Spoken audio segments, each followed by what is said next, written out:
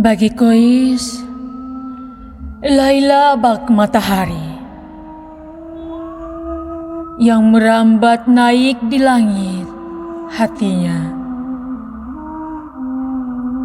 dengan keindahan dan sinar yang tak ada bandingannya.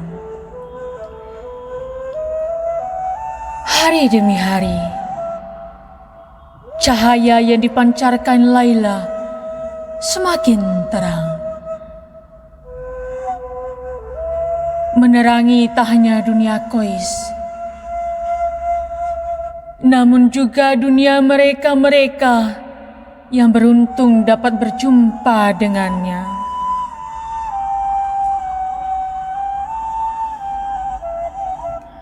Orang bilang cinta pertama adalah yang terhebat, dan bahwa kenangan pertama itu takkan pernah hilang. Bagi Kois dan Laila, hal itu benar adanya. Begitu berkesannya kebahagiaan yang mereka rasakan, hingga mereka tak berani mempertanyakannya, karena mereka takut perasaan itu akan hilang secepat datangnya. Bagi Kois, Laila bak matahari yang merambat di langit hatinya dengan keindahan dan sinar yang tak ada bandingannya. Hari demi hari, cahaya yang dipancarkan Laila semakin terang, menerangi tak hanya dunia Kois, namun juga dunia mereka-mereka yang beruntung dapat berjumpa dengannya. Bocah laki-laki lain pun terpukau dan terpesona oleh sinar Laila yang membutakan. Selama pelajaran berlangsung, mereka semua memandangnya dengan mulut terbuka. Hingga sang guru muncul dengan sebuah tongkat kayu dan memukul mereka untuk membuat perhatian mereka kembali kepada pelajaran.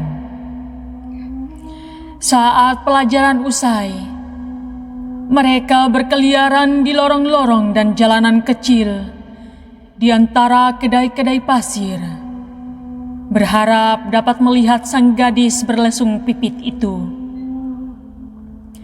Dan jika mereka berhasil melihatnya, mereka bak buah delima yang penuh dengan sari buah dan seolah akan meledak dengan sejuta hasrat. Begitulah daya tarik yang dipancarkan oleh gadis itu. Kois tahu betul bahwa bocah-bocah lelaki lainnya pun tertarik pada Laila. Namun, ia juga tahu bahwa mereka tak mendambakan Laila sebesar dirinya. Namun, ia tak mempedulikan aksi-aksi jenaka teman-temannya. Tapi pada saat yang bersamaan, ia juga merasa gelisah akan takdirnya. Ia menyadari bahwa dengan kecantikan Laila yang luar biasa, akan selalu datang godaan. Ia tahu bahkan akan ada seseorang atau sesuatu yang muncul di antara mereka berdua. Tiba-tiba saja, situasi itu berubah. Dan apa yang semula dianggapnya sempurna, kini tampak memiliki kecacatan. Secara perlahan, nyaris tak terasa, sebuah awan hitam kecil mulai muncul di hadapannya. Tapi, bukankah memang permasalahannya selalu seperti itu? Tak ada yang abadi. Segala sesuatu di dunia ini bersifat sementara dan telah ditakdirkan untuk mati suatu hari nanti.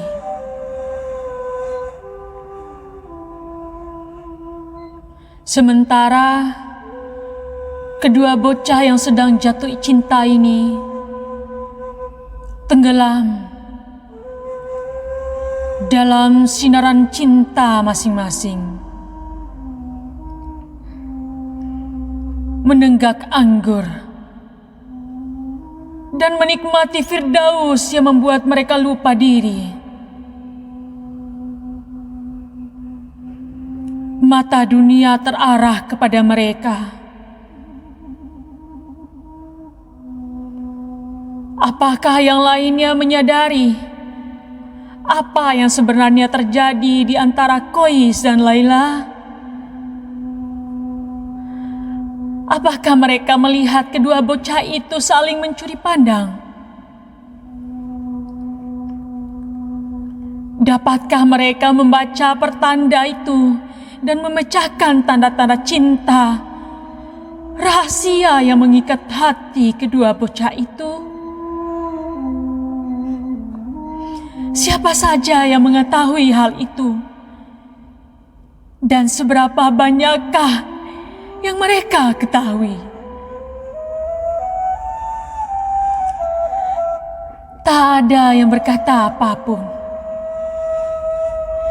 Hingga suatu hari, terdengar sebuah suara berucap,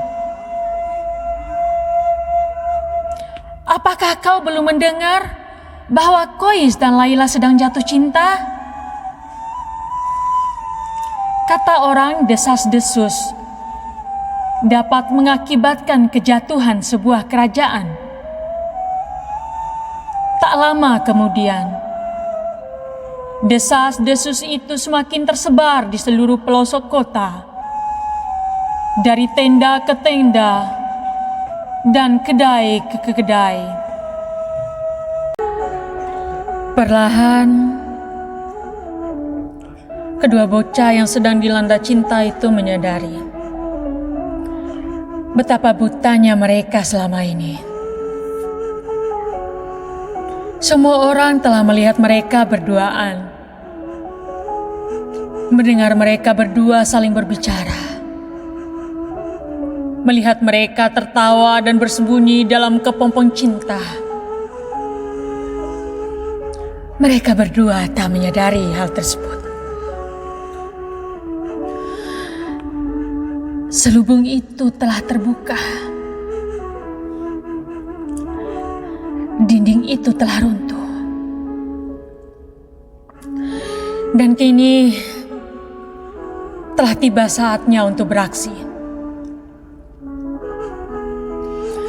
Demi menyelamatkan diri dan juga cinta mereka, kedua bocah itu berusaha untuk meredakan tatapan mata mereka yang tajam ke arah satu sama lain dan menutupi bibir-bibir mereka yang haus akan ungkapan cinta.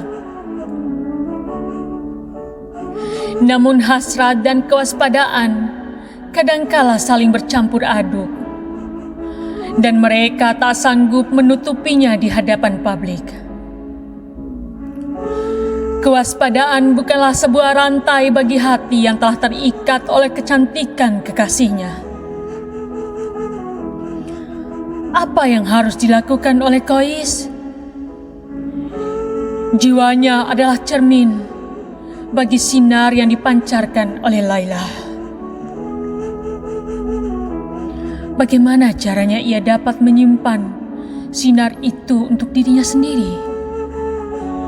Laila menyinarinya bagai matahari yang bersinar di siang hari. Bagaimana mungkin sinar yang seterang itu dapat disembunyikan? Bagaimana mungkin ia bisa memalingkan diri dari sesuatu yang paling berarti dalam hidupnya?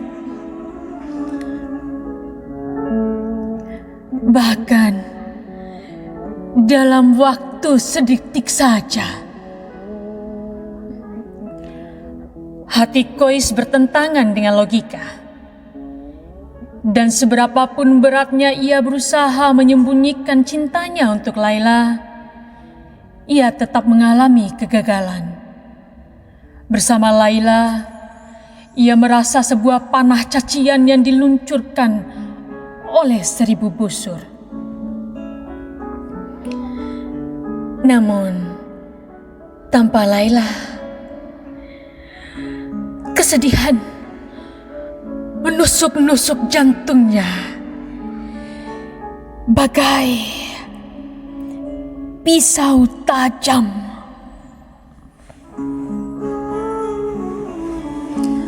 Kois tak menemukan jalan keluar dari kesulitan ini,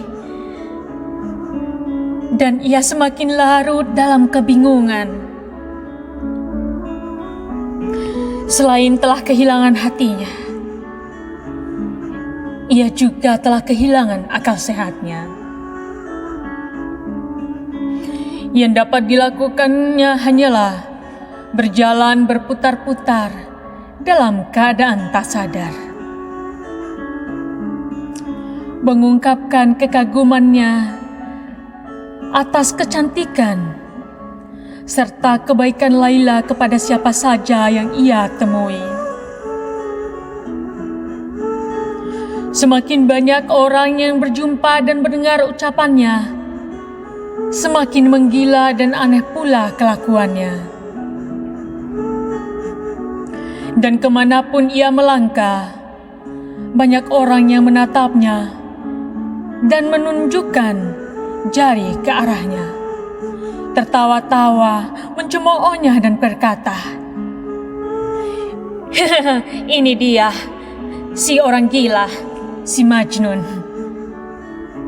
Bagi suku Laila, situasi ini tak dapat ditolerir, karena tidak saja menyangkut nama baik Laila, namun juga nama baik suku menjadi taruhannya. Apakah benar jika integritas mereka dipertanyakan dan nama baik mereka dinodai oleh si bocah gila dari Banu Amir ini? Apakah benar reputasi si Laila ternoda? Mereka harus segera bertindak. Hal pertama yang mereka lakukan adalah melarang Laila untuk keluar dari tendanya. Seorang penjaga bertugas untuk menjaga bagian depan tenda dan diperintahkan agar menangkap Kois jika ia mencoba untuk mendekati Laila. Begitulah yang terjadi. Mereka menyembunyikan sang rembulan dari gonggongan anjing pemburu. Tak ada yang dapat dilakukan atau diucapkan oleh Laila untuk mencegahnya. Ia harus menyembunyikan kesedihannya. Kesedihan yang mengancam akan merobek hatinya menjadi dua. Hanya saat sendirian sajalah ia melepaskan topengnya dan membiarkan air mata kesepian jatuh menetes di pipinya.